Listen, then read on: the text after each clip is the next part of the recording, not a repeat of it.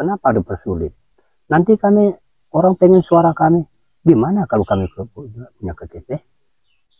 Makanya kami sudah tidak belajar di bapak-bapak yang ada pendidikan yang pintar, hukum negara macam mana. Ternyata kami diajarin lagi hukum rimba. Nah, padahal itu bapak pakarnya ya kan.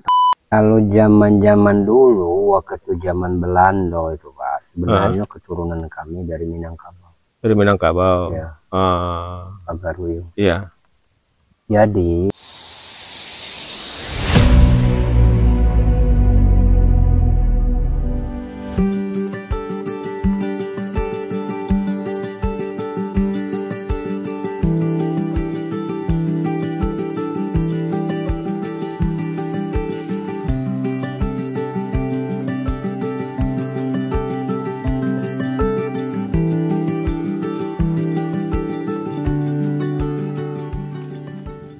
yang namanya tidak ada igama itu Pak, setahu aku yang tidak ada igama itu adalah yang berkaki 4. Iya kan? Iya. Jadi untuk apa kami menyimpan KTP ini, KTP nggak ada igama? Berapa banyak Bapak pelanggan itu? Banyak Pak, 50-an ada. Karena nggak dibikin agamanya? Iya. Sudah itu kami minta cetak kembali, udah datang rame-rame, kejaksaan segala macam, sudah datang. Sampai bikin tenda di depan rumah aku itu. Sampai kini tunggu-tunggu nggak ada keluar. Termasuk KTP Bapak? Iya. Tapi Bapak Islam? Lah iya Pak. Itu kan karena SAD itu? Iya. Nah, waduh. Nanti sudah diislamkan. Ya, apalagi sudah diislamkan, maaf bercakap harusnya punya igama kan. Iya. Yang tidak Islam pun harus ada igama. Minimal kepercayaan. Ya. Tetap ada igama. Ya. Sama kayak di Sumatera Utara kan ada itu agama kepercayaan. Kan itu diakui kan? Diakui Pak. Yang penting ada igama. Ya kan? Iya. Ini nggak ada igama ya gimana Pak? Sementara kalau kita misalnya anak aku dilarikan orang atau dibunuh orang atau disiksa orang, saya mau melapor sama bapak-bapak. Nengok KTP nggak ada agama, nggak bisa kau nuntut, kau nggak punya agama, berarti nggak punya undang, nggak punya adat berarti, ya kan? Nah, pintar ya Bapak. Ya, pintarnya ya macam itulah Pak. Ya, namanya kita kan otak kita kan berjalan macam mana. Yang setahu aku yang tidak ada punya agama adalah semua yang berkaki 4 itu tak punya agama. Jadi dulu Pak masuk ke desa Muara Kilis ini leluhurnya tahun berapa nih? Sejak dari nenek moyang gitu Pak. Daerah Kilis ini, daerah susu dari nenek moyang kami. Nenek aku kalau tidak salah namanya itu Panglima Fauzi. Panglima Fauzi? Iya. Berarti sudah ada ratusan tahun dong? Turun menurun Pak daerah Kilis ini. Bapak tadi Temunggung yang ke-8 ya? Iya. Dulunya dari mana Pak? Kalau zaman dulu, waktu zaman Belanda itu Pak, sebenarnya keturunan kami dari Minangkabau. Dari Minangkabau? Ya. Pagaruyung. Iya. Jadi karena waktu zaman Belanda mau perang kan, jadi nenek moyang kami bertahan tidak mau perang. Iya. Tidak mau perang, makanya masuk hutan. Jadi masuk hutan merasa sudah ibarat cacing di mana sejuk itu ditunggu. Merasa sudah keenaan dalam hutan ini, sejuk, pada dingin kan. Itu makanya di dalam hutan terus. Ternyata sudah kebanyakan PT masuk, hutan sudah habis Pak. Makanya beransurlah kami macam mana bertanam sini. Kalau zaman dulu hutan masih utuh, sebenarnya kami paling mewah dalam hutan Pak.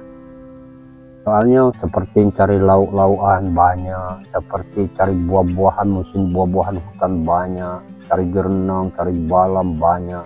Gampang ya? Gampang. Sampai kini, jangankan cari berkilo, cari 1 on pun gerenang sudah susah Pak. Karena batang pokoknya nggak ada lagi, karena ditumbang semua PT. Memang di desa Bapak ini PT apa aja yang ada? PT SKU. SKU itu punya siapa? Itu yang sawit SKU. PT SKU, PT Bejabang, PT WKS. WKS itu akasia? Iya. Bejabang akasia juga enggak? Kalau Bejabang itu karet. Karet. SKU sawit. Terus jadi pernah juga ini panjang lebar lah kita Pak. Pernah kami dibantu menteri, Pak Jenang kami, Pak Najib. Jadi pernah juga orang-orang desa Kilis juga dari pihak PT SKU Bejabang, karena perumahan kami diresmikan menteri sampai dirjen itu masuk juga kan. Jadi dia mau ngambil muka untuk menyerahkan 1 kopling terima sudah siap panen. Ternyata sudah kami tunggu sampai panen, nggak kami tanya masalah perjanjian itu tadi, dia ngomong tidak secara tertulis. Ya namanya kami orang buta huruf Pak, yang kami pegang ibarat ternak seperti sapi, talinya yang kami pegang. Kalau orang tetap dari mulut ke mulut yang kami pegang, omongannya kami pegang. Ternyata sampai kini nggak ada muncul. Waktu itu dijanjikan berapa untuk berapa kakak? Ya 50 kakak. 50 kakak. 50 kakak. Dulu rumahnya di mana? Rumahnya Pak? Di Sungai Inuman. Tanya sama pendamping, udah percaya. Sungai Inuman. Ya Sungai Inuman. Jadi dekat 200 SKU. Jadi merasa anak-anak ini resah mau manen dewe. Karena perjanjian itu udah nggak ditepati, makanya anak-anakku hindarkan di sini. Nah, sampai ini jangankan ngasih kaplingan, anak-anak ngambil berondol 1-2 itu baik diprotes, pernah digebui. Wah, kapan? Baru ini bangun tuntutan kami belum dibayar. Digebui sama perusahaan? Iya, digebui security, digebui mandor-mandor kan. Tapi memang sudah selesai sidang itu. Kami kan kok luka kami nuntut bangun, kok mati kami nuntut, kok luka nuntut sampai, kok mati kami nuntut bangun. Nah, jadi karena separuh mati kami nuntut separuh bangun lah kan. Jadi ini memang udah cara tertulis, sudah kami pegang suratnya, tapi belum ada cukup maksimum dia bayar, dia janji 1 bulan kan. Itulah, kalau masalah lahan kan belum kami bahas. Yang kami bahas ini kan cuman kami nuntut bangun. Berarti kalau untuk 50 kakak itu berarti 100 hektar ya? Ah, kan itu. Kalau 1 kapling 1 kakak perjanjian. Tahun berapa perjanjian coba? Kalau masih ingat? Udah lama, aku nggak ingat lagi yang ingin pendamping. Kami berharapnya Pak, makanya terjadi macam itu sampai kami bongkar perumahan. Perumahan kami 50 kakak sudah dibangun pemerintah. Perumahan apa namanya? Di Sungai Inuman. Sungai Inuman. Ya, jadi papan atau apa? Memang papan Pak. Cuman kalau rumah gurunya, balasnya, masjidnya kan sudah ditegak di situ. Tapi merasa kami resah, perjanjian tidak ada di depan, emang kok anak-anak bongkar dipindah di sini. Nah, tuh, padahal udah aman yang punya gitu kan. Jadi kami hanya tipu dayaan, atau kami itu atau tipu pancing umpan dan ambil muko dari menteri. Nah, orang-orang tuh pernah aku dibawa menteri ke Jakarta untuk keterampilan kerjaan tangan. Masih ingat menteri apa? Menteri yang di Jakarta itu pokoknya yang tahunya apa pendamping lah apa Pak Jenang kami kan. Pernah 1 bulan di situ. Oke. Nah, Temenggung Apung ini wilayahnya mencakup mana saja ini? Ini wilayah dia mencakup Kilis lah Pak. Kilis ya? Iya, masih termasuk Kilis, nggak ada wilayah ke mana-mana. Apa arti Kilis nih? Desa Kilis. Tahu artinya apa? Kalau Kilis ini Pak nama sungai. Oh. Makanya bergelar desa Muara Kilis.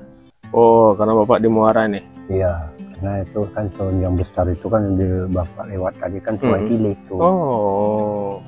Jadi inilah hulu Kilisnya. Iya. Jadi makanya termasuk di wilayah Kilis kan. Jadi kalau jenang di mana tinggalnya? Kalau jenang kami sebenarnya dulu Pak Najib. Tinggalnya tinggalnya di Kilis, tapi kini sudah stroke. Oh. Sudah stroke. Jenang ini kalau dalam sistem adat ini di atas Temenggung atau apa? Atau Ya, gimana? Ya di atas Temenggung lah jenang. Oke. Itu obrolan saya dengan Temenggung Apung ya. Ini kalau makin lama ngobrolnya ini makin keluar nih semua unek-unek Temenggung ini yang harus didengarkan oleh para pemangku kepentingan. Iya. Ya, ya mungkin Temenggung Apung ini satu dari sekian banyak komunitas adat yang tertipu oleh perusahaan. Awalnya mereka dijanjikan ABCD, ternyata tidak diberikan sama sekali. Iya Pak. Gitu. Ini tentu menjadi perhatian kita bersama. Kenapa? Karena sebagai masyarakat tempatan yang mau berbagi dengan yang datang, tentu semestinya mereka lebih dihormati. Kenapa? Karena sudah membagi harta ulayat namanya ya? Iya. Harta ulayatnya kepada mereka yang datang. Jadi ini usaha sendiri ya? Usaha sendiri Pak. Ya? Iya. Jadi tidak pemberian pemerintah, tidak pemberian perusahaan ya? Tidak. Jadi Bapak memang mandiri mengusahakan kehidupannya? Iya Pak. Oke. Nanam sendiri lah nih. Modalnya dari mana dong? Macam itu lah Pak. Emang dapat sehari habis sehari. Hari ini bisa nanam, besok entah gimana cari makan. Iya, iya. Makanya nggak serentak kan. Alhamdulillah lah kalau modal dikit-dikit juga ada juga perhatian dari pemerintah. Jangan jatuh berat. Kena juga. Yang paling diinginkan itu sebenarnya apa sih Pak? Kan kalau jaduk ini kan bikin malas ini Pak. Iya. Ya kan? Dalam perumpamaan itu kan elok kami kasih pancing daripada kasih ikan. Nah, itu. Yang paling Bapak inginkan itu apa sih? Nah itulah tadi Pak. Kami inginkan itu harusnya perhatian pemerintah itulah macam mana. Seperti pendidikan, kami orang tidak mampu, macam mana anak kami bisa pintar. Seperti yang di Bukit 12 sudah banyak juga jadi polisi, banyak juga jadi tenterawan. Itu yang kami inginkan sebenarnya.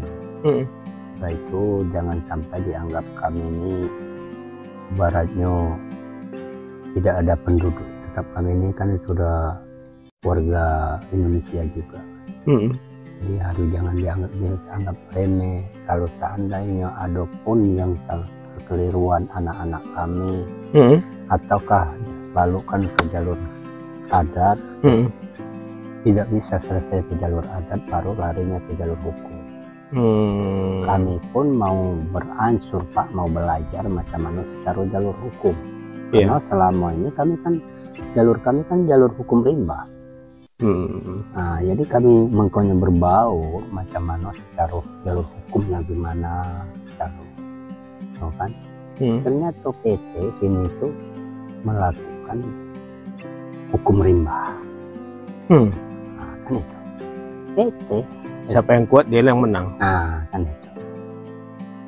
Itu hukum yang udah nggak dipakai lagi sebenarnya oleh suku anak dalam ya. Nah, kan itu. Makanya kami sudah beransur, nak belajar ya bapak-bapak yang ada pendidikan yang pintar. Hukum negara. Hukum negara macam mana. Ternyata kami diajari lagi hukum rimba. Nah, padahal itu bapak pakarnya ya kan. Ya, kalau Bapak berlakukan lagi hukum rimba kan gampang kan? Gampang, kalau kita melakukan hukum rimba gampang. Cuma kita beransur mau macam mana karena ada pendamping, ada kita sosialnya kan untuk macam mana beransur kami seperti yang meninggal, macam mana kami makami, ya kan? Kalau zaman-zaman dulu tidak dimakami Pak, bikin ke rumah tinggalkan. Iya, iya, iya. Nah, kan Itu Melangun itu ya? Melangun. Ditinggal di hutan gitu Iya, ya? Pak.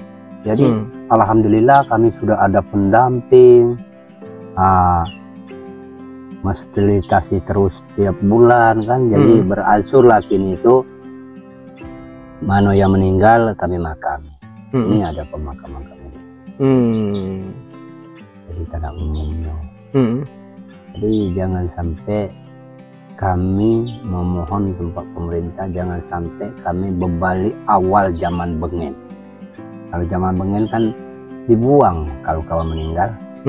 Nah, ini kami sudah beransur-ansur kok dipersulit terus. Nah, bercakap selangkahnya kaki 4 lagi dibina, apalagi kami kok mau bercakap. Nah, kami masih warga Indonesia, seperti KTP aja, kenapa dipersulit? Nanti kami, orang pengen suara kami, gimana kalau kami punya KTP? Nah, kan itu. Sampai hari ini nggak ada? Nggak ada, belum ada. Pihak kejaksaan camat segala macam, kepolisian datang sini untuk mendaftar masalah menukar KTP. Sampai kini tunggu-tunggu. Ini udah nggak lama lagi pilihan bupati kita. Sementara pula kami tidak bisa memilih. Kami sebagai warga Indonesia juga. Jadi kemarin pemilihan presiden nggak ikut? Ya, nggak ikut lah Pak. Ada juga yang ada KTP ikut, yang nggak ada KTP nggak ikut. Artinya kan khusus suku anak dalam nggak ikut lah nih karena KTP-nya nggak ada. Iyalah, karena daerah sini itu Pak. Kalau kami KTP nggak ada, kakak nggak ada, nggak bisa milih. Makanya, aduh, yang kali lah Pak. Sementara suara kita dalam anak suku dalam ini mungkin di sini 200-an lebih itu. Oh, udah ada 200 ya? Kakaknya aja Pak, 50 kakak. Coba kali 2 atau kali 3 aja satu kakak. Udah 150 ya? Nah. Apalagi kira-kira Pak yang ingin Bapak sampaikan? Kalau setahu aku Pak, kalau penyampaian aku mungkin lebih kurang gitulah penyampaian aku. Untuk apa berlebar juga, berpanjang juga kalau tidak ada ibaratnya tuh ada kenyataan bantuan, percuma aja melebar-lebar Pak. Cuma watas itulah aja aku sampaikan. Yang simpel-simpel aja. Nah, yang simpel-simpel aja. Macam mana kami menunggu untuk atas bantuan bapak-bapak yang ada beradab tempat kami di Simpang Stop Sungai Bumi. Jadi teman-teman petani sawit dan pelaku sawit dimanapun berada bercerita dengan Temenggung Apung ini banyak uniknya.